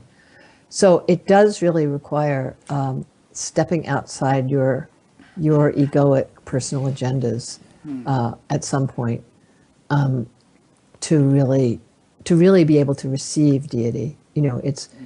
It's not something that it's not an energy that can be manipulated or used, even though human beings are, constantly trying to get God to favor their football team. It actually requires, as you know, a very deep surrender to higher intelligence to start to recognize when you're really being guided from the center of the universe. Good point. And there can be such a strong individual desire to have it a particular way, but there's this kind of quieter sense of, no, despite this strong individual desire, there's a deep sense that it should go that way, and I'm going to go with that, Yeah, and sometimes it actually means that you give up thinking about how you're going to do it, and let it happen. Much as you were saying about meditation, just letting the vehicle take you deeper. It's a very radical way to live, and scary, until you actually learn that there's something holding you. And that I think, this is why I do think that a personal relationship with deity forces, and when I use the word deity, I'm talking about very specific vortexes of, of energy, of sacred energy that have been personified over the years, over the centuries, in particular forms, and that as we begin to tune into the energetic substratum of, of the deeper mind, or we start to realize that they are present in the cosmos, present in the air. And as you said, every wave, every blink of the eyes, every activity of the body, if you look at it from a certain point of view, is actually being orchestrated by this divine intelligence, this underlying intelligence. Yeah. And yet, rather than being one, it just as Rick has certain actions and attitudes that you perform as an individual vortex of energy, and I have certain attitudes and actions that I embody and perform. In the same way, on the subtler level, there are many, many different energies which act in our bodies and in our lives and in the world itself. So, one of my favorite teachers, who's a very passionate, colleagues, who's a very passionate teacher of deity energy, is Andrew Harvey, who talks talks a lot about the forces that are really rampaging through the world today, which anyone who's very deeply embedded in Indian culture will recognize as the forces of the goddess Kali, the goddess whose cosmic action is the destruction of structures in order for something utterly new and different to be born. And you can look around the world and see all the terrible things that are happening all over the world, and the destruction of the planet, and so much that's horrific, and see it as as a lot of individual horrific happenings, or you can recognize it as the action of the goddess Kali, who's waking us up by showing us the incredible destruction that the human ego is capable of performing against other human beings and against the earth. So that it's almost as though this energy gets set loose in the world, and she begins to dance, and you think, this is as bad as it gets. No, it can get this bad. It can get even this bad, until the moment when you're actually able to look into the face of that aspect of reality and say, okay, what is it that I need to learn? What is it that I need to let go of? And it's that's a very, very deep, radical goddess message that most of us would prefer to avoid. Yeah. But there are many ways, your experience of realizing that your work, your creative work, your radio show could actually needed to be manifested on a wider, more inclusive level. It's an example of what we could call the obviously benign forces of the cosmos, giving you a message, giving you a teaching. So, but the message is always, make your effort in alignment with this truth. What is your role to play in what is actually the movement of a much larger cosmic force, which we hope is the awakening of more and more human beings. Yeah. So if we acknowledge, as I think we haven't totally nailed it down to as best we possibly can, that we're swimming in an ocean of intelligence, that every bit of creation is contained within this vast ocean of intelligence and is conducted and orchestrated by that, then I think a lot of people would find it hard to, a lot of people reject the notion of God because they say, how could God allow the Holocaust, Right. And many other examples of things that happen.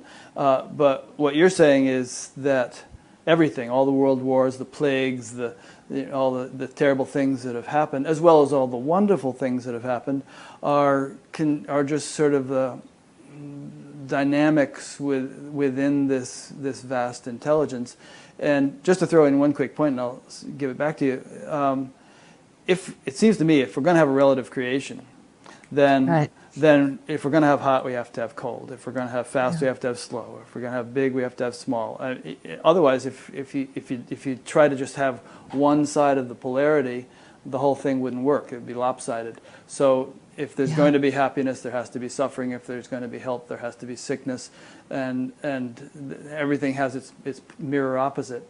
But I think maybe some people would have a hard time accepting that ISIS beheading people and the Ebola virus and some of these things that are really hot items in the news today are really teaching anybody anything. How is it that those are fostering a more enlightened world? Well, I have a hard time accepting ISIS beheading people myself, and I would say that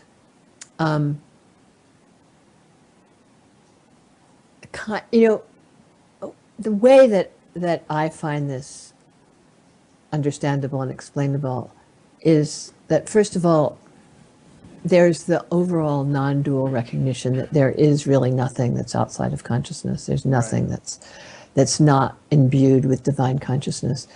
And to recognize this, you really do have to see that divine consciousness is, let's say, neutral. It contains it all. It contains the light and the dark. Now, on the level of relative reality, which is where we're obviously operating, I find that understanding of structures of consciousness, levels of consciousness, the fact that human beings and societies grow from childhood to adolescence to some degree of maturity, that there is such a thing as cultural evolution, helps to explain some of this. So when you have people who are at a tribal level of culture, who are deeply oppressed in their societies, and have no way to find meaning in their lives, and their level of consciousness is at a, let's call it a childhood or adolescent stage of development, then what you're going to have is violence, terrorism, the attempt of the strong to oppress the weak, because that's how 5-year-olds are. That's how 10-year-olds are. They're bullies on the playground. Bullies on the playground, bullies and victims. And as we grow older and as we get civilized and we make rules and we realize that what we do to others comes back to us, and we grow up. So we are in a place in the world now where there are some very highly evolved beings on this planet, and there are some people who seem to be at fairly primitive levels of consciousness, and it's tremendously, and because of because we're able to see it all, we know what's going on. We have this amazing media presence that lets us go into the village and watch what's happening. We're somehow being forced to consider how to deal with it. I don't think we're dealing with it all that intelligently, but that's the crisis that we face today. Is how do we grow up, human beings on the planet, quickly enough to save us? It's a real dilemma. It's a serious crisis on every level. Yeah, and anybody who thinks it's easy to solve on a superficial level, with this policy or that policy, try being president for a year. They say it's like drinking from a fire hose. There's so much coming at you, and it's easy to criticize. But personally, I think that the kind of stuff we're talking about is far more fundamentally influential than, things need to be done on technological and political and economic levels, but if we can affect deep and profound shifts in the collective consciousness through our own awakening and through the awakening of others, then that's going to probably have far more impact than just tinkering with the surface mechanisms. I believe so. My life is based on that premise, And it's the ability to live in the relative world and live in the subtle world, and really learn the lessons of the relative world. And one of my friends says, deal with the problem on the level of the problem. So obviously we have to deal with the problem of terrorism on the level of the problem. But you're right. If we don't have an overarching viewpoint that lets us put it in perspective, we're never going to grow up as a species. Yeah, and I think maybe you need to do both. I mean, on the one hand, I don't have a problem with bombing some of these ISIS guys that are causing all this trouble and stopping them from exploding the Mosul Dam and things like that. Yeah. But on the other hand, if that's the only level on which we're going to deal with such problems, then problems will never end. Maybe they won't anyway, but you have to kind of get to the source of a thing to really bring it. I mean, as Margios used to say, if you just water the leaves of the tree, you're not going to help the tree much. Go ahead and water the root, and that's going to enable the whole tree to flourish.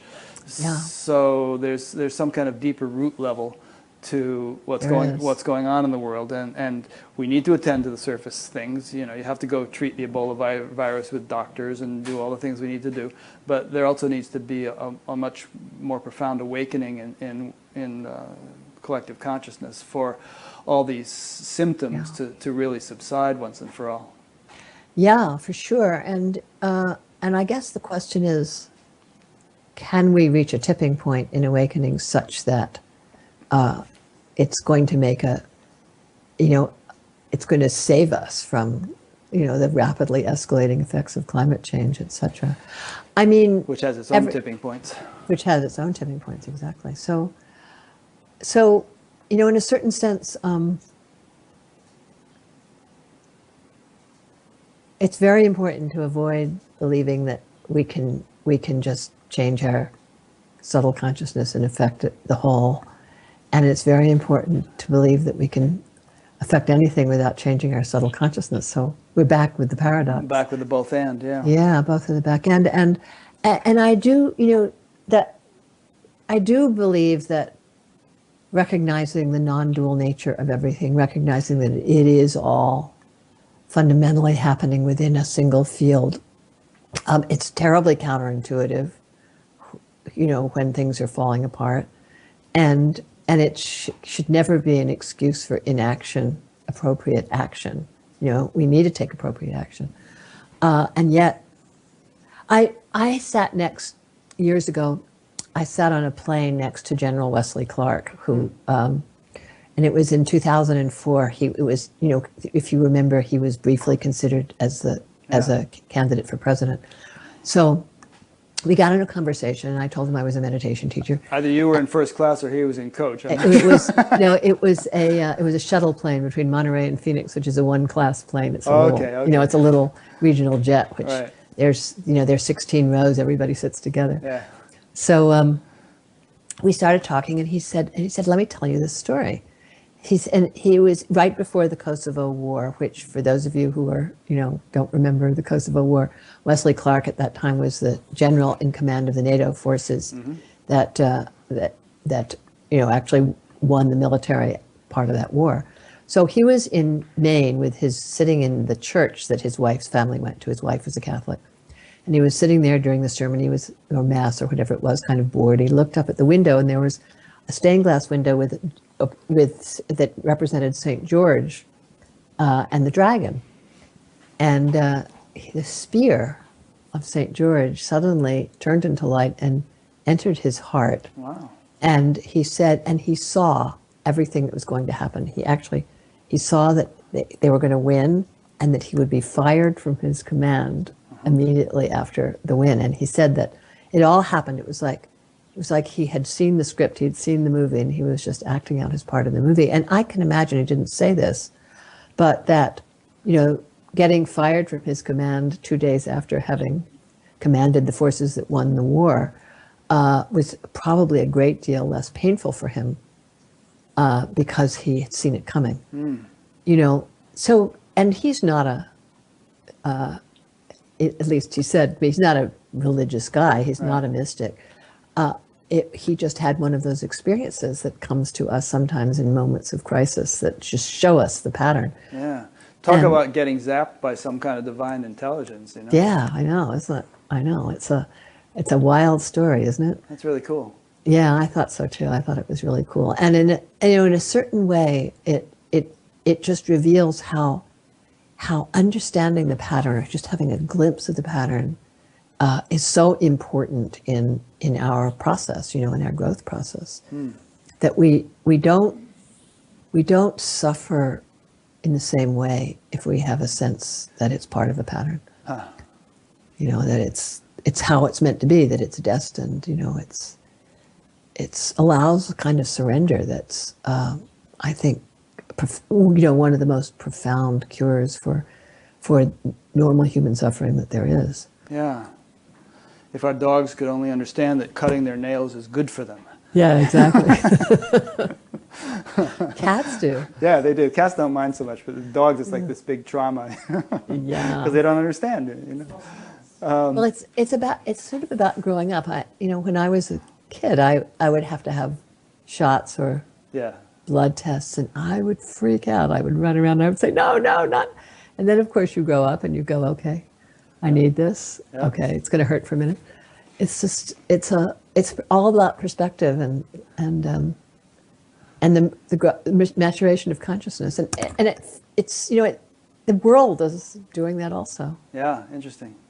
One thing I want to make sure we cover is, if a person were to buy your book and they'd see the Durga on the cover and they'd flip through and see pictures of Lakshmi and all that, I think it's Lakshmi on the cover. By Oh, the is way. it Lakshmi? Sorry, okay. And so, some people might think, well, what's going on? I mean, this is Hindu gods. They have four arms. They're carrying all these spears. Coins are dripping out of their hands.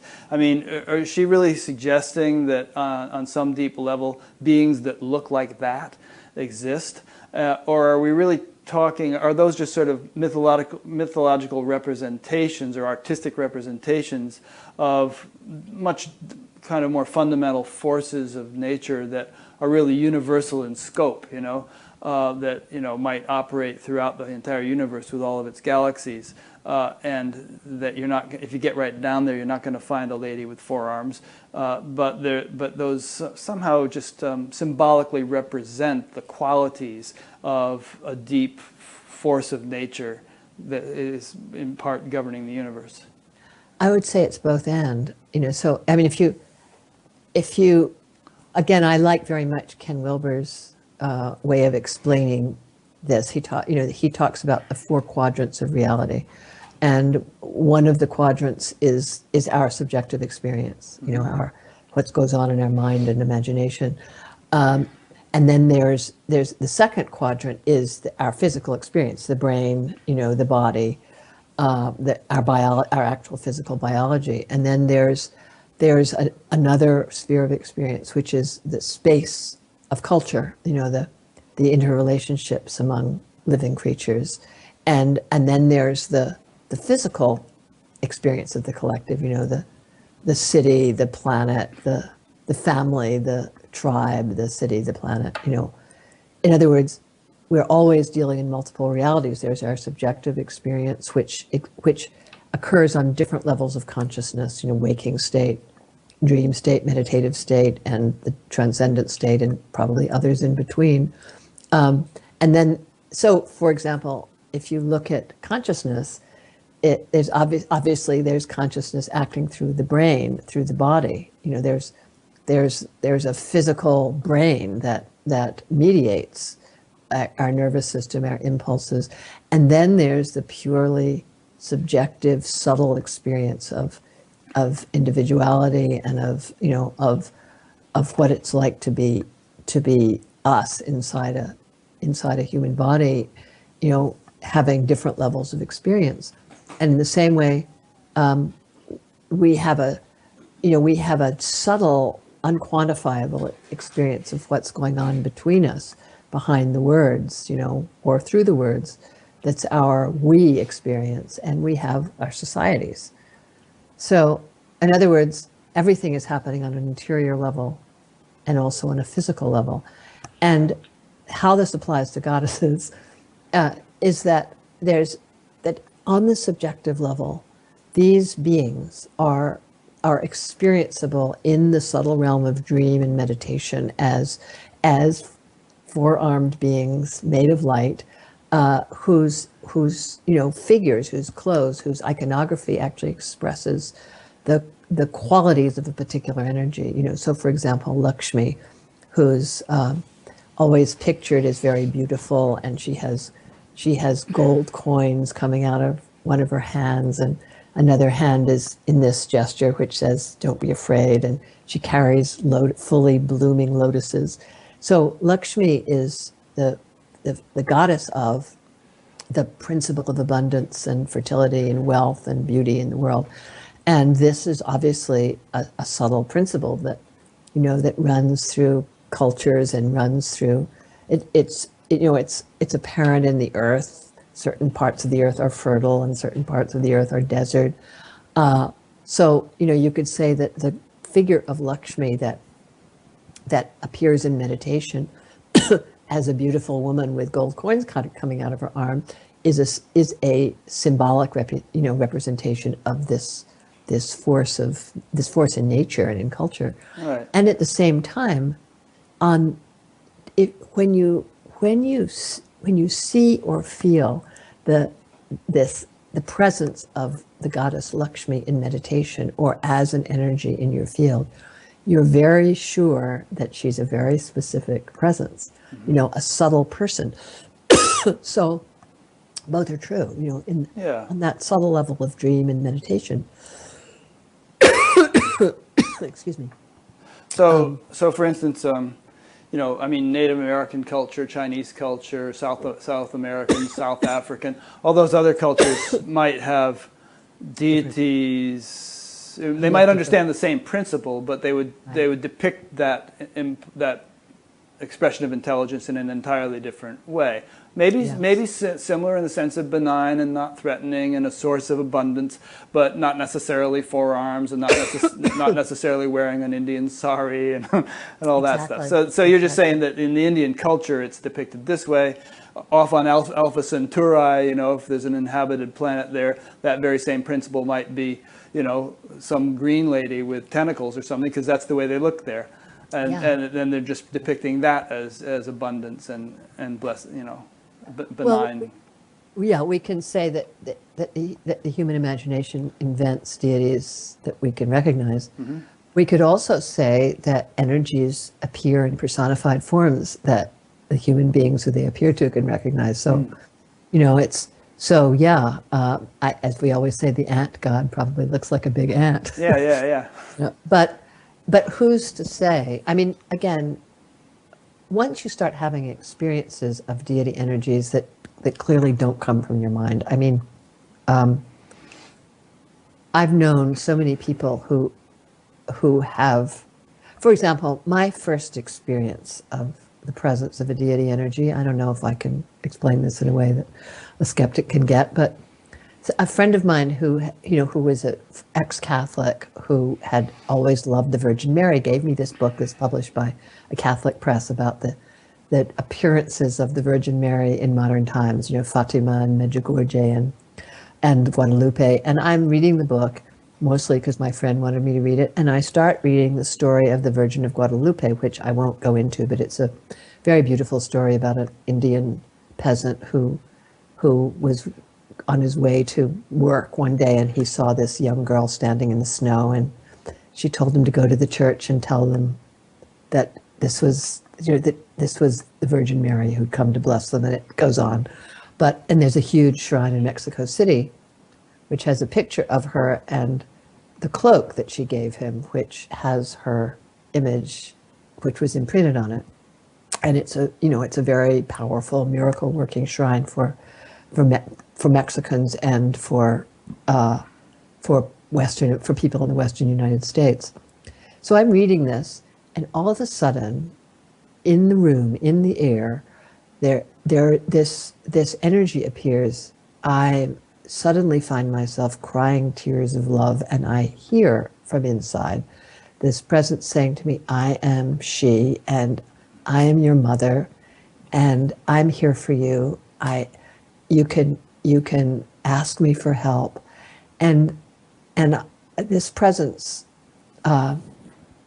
just stayed around me for about 3 days. I'm not a Catholic. I'm not a Christian. I was very involved in a Hindu tradition at the time. It was a totally spontaneous, very, very powerful manifestation. Where did that come from? I didn't make it up. I was just reading a book. You know what I mean? That's nice. Yeah. So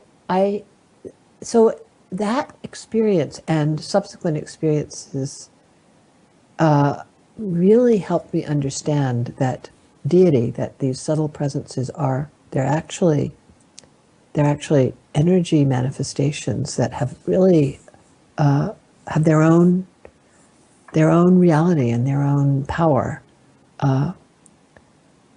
So, people who've never heard of Hindu deities could and can have visions of Hindu deities, and I'm sure that in your tradition, there have been a lot of people who had these kind of spontaneous visions that weren't imagined, that weren't coaxed, that you weren't trying to have. They have their own subtle reality, and there are also forces in nature who appear in different forms in different cultures. Yeah. But I think kind of the key point, which is maybe the main point of this interview, is that it's not just that there's this sort of impersonal, non-dual reality, and we are that, and that's it, end of story.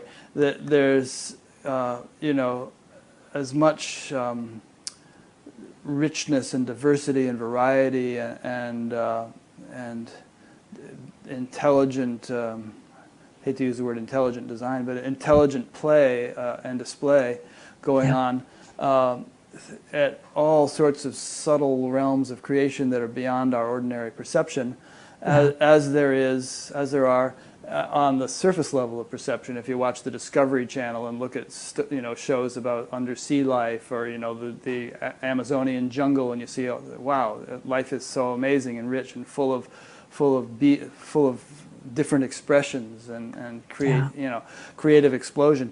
That's only one dimension. There's a whole vertical dimension and many strata as you progress through that vertical dimension, and the whole hierarchy is one kind of coordinated phenomenon that we're capable of traversing consciously and experientially, and that is a very worthwhile field for exploration. Yeah, well said. Well said. It's pulled that out of a hat as I went along. It's that, and I think that's the thing, that just as to recognize the incredible richness of the subtle world, so enriches your experience. And it so enriches your sense of who you are. It refines your heart, among other things. You find your heart, and you find the heart that's refines. It refines the heart, and it also lets you find the heart in the world. Not because often we think that love is something that happens between human beings, but in fact, love pervades everything, and as you start to recognize how much love is coming to you in very specific ways from forces in the universe that you can communicate with, it's just opens your awareness and your heart so magnificently. So I think. Do you also find, even as you walk down the street, let's say, and you're just seeing the grass and the telephone poles and the people and this and that, do you also find that you kind of have this recognition as you're going along, that you're kind of seeing the divine? You're kind of seeing God in all these forms.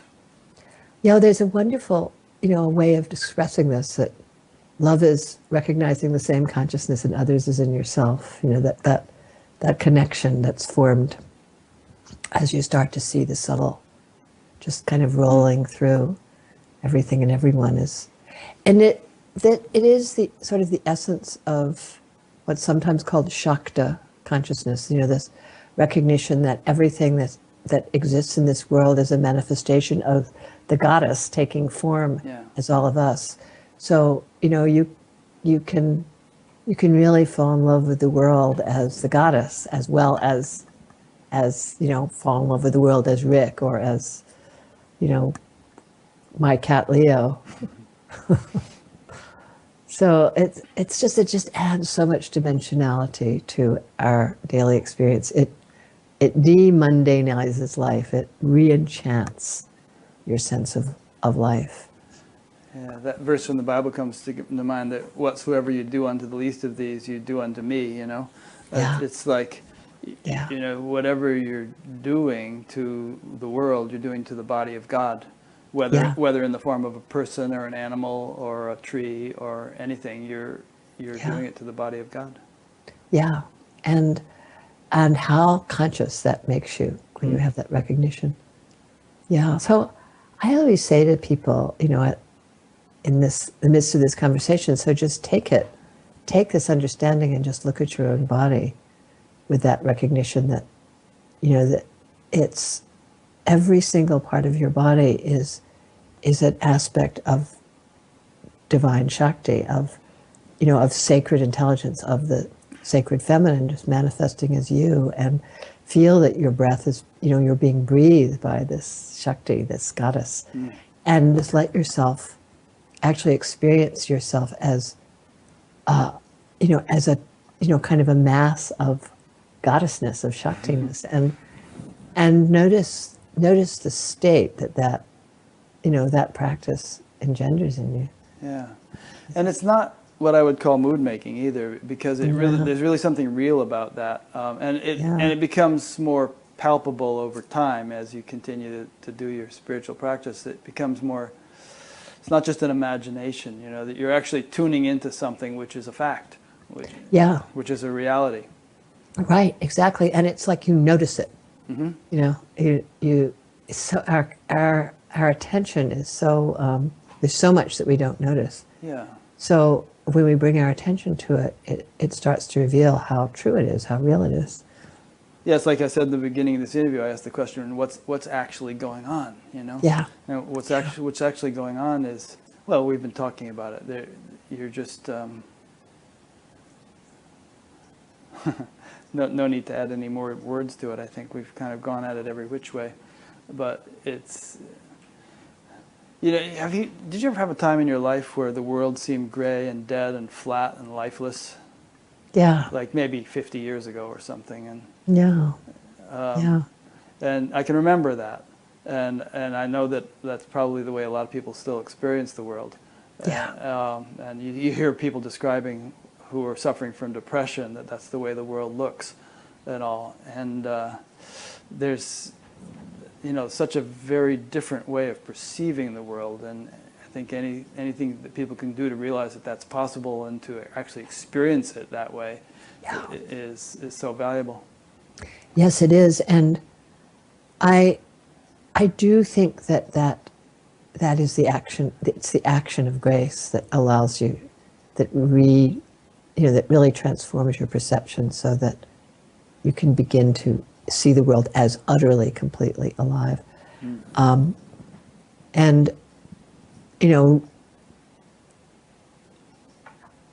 it's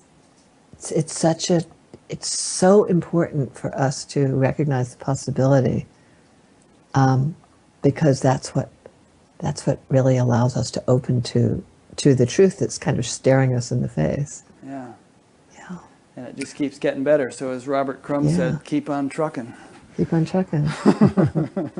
Thank you so much, Rick. This was a totally delightful conversation. Yeah. Before we conclude, tell people how they can connect with you, what you're offering that they can plug into. Yes, I have a website, which is www.sallykempton.com, which has a lot of resources on it, including CD meditations, a lot of articles that I've written. And the most imminent thing that I'm doing is a course on the Shift Network called the Wisdom Goddess Empowerment, opening the transpersonal gateways to your powers of desire, insight, and action. And it really is exactly that. It's about learning how to allow the goddess energies, the divine sacred energies that are present in the universe to start revealing themselves to us through our own mind and heart. And it's on the Shift Network. Actually, I'm going to tell you the link, which I'll also link to it from your page on Batgap. But perfect. And it starts Tuesday, August 26th, 2014. Yes, it's a 7-week class that's every Tuesday night through October 2nd. Over the telephone or on the internet? It's both. You can tune it. You can call in to a number, or you can do it as a webinar. Right. And everything is downloadable. You'll also get transcripts, and we'll have there will be discussion groups, a forum, just a community experience, a supportive community experience. And you do that kind of thing from time to time, don't you? So if people miss one. I do that pretty much every month. My own classes, which you can find out about through my website by going to the resource, there's actually there's a tab at the top of my website that says events and telecourses. So you can. And I'll start my own telecourses again in November. Mm-hmm. And they're on different topics. Right. So the next one's on Doorways to the Infinite. And I do classes on different aspects of spiritual life, meditation, the practical sadhana, so in other words, if somebody doesn't have any kind of practice and they want to learn something they can do on a daily basis, then you have things you can teach them. I have many things I can teach them. Yeah. And I give different levels of meditation practice, different levels of daily life practice. Mm-hmm. I also teach meditation on the internet site yogaglow.com, which is a yoga a yoga site where I appear regularly. There's a new meditation every week on yogaglow.com from me. Cool. Well, so many resources. Yeah. And I just want to say, even though we're talking on a very high metaphysical level, my basic orientation to spiritual practice is very practical. So, how do you apply it to your family life? How do you apply it to your work life? How do you apply it to your mental states, to your moods? It's I really do believe that to transform us, any practice we do has to be applicable in all moments of life. So, yeah. I mean, everything we've talked about today, which, as you say, a lot of it has been a very high metaphysical level, but it's kind of subtle mechanics of the universe stuff. But it really, the rubber really does meet the road. I mean, if you can really live this stuff experientially, it enriches so-called ordinary life so profoundly. So it has practical implications. It's not just like, airy-fairy kind of. It has practical implications and practical applications as well. Yeah. Yes, applications is a better word. Alrighty. Well, let me just make a couple of concluding remarks. I've been speaking with Sally Kempton. You know pretty well by this time who she is. There will be a page on batgap.com dedicated to this interview, which will have links to the various things Sally's been mentioning. It will also have a link to an audio podcast if you'd like to listen to this and other interviews in audio. There's a discussion group that has its own little section for each interview, so there'll be a link to that. Cool. There's a donate button, which I rely on people clicking in order to make this whole thing possible. And BatGap is a nonprofit organization, 501c3. There's a link to click on to be notified by email each time a new interview is posted. So feel free to click on that. And probably a few other things. Explore the menus. There's a past interviews menu which has like all the previous interviews indexed in about 4 different ways, so you can explore that. And upcoming interviews are announced on another page. So thanks for listening or watching, and we'll see you next week with a young fellow named Chris Grosso. Thanks, Sally. Thank you so much, Rick. It was a pleasure. Yeah, it was fun. Have a great week. I will.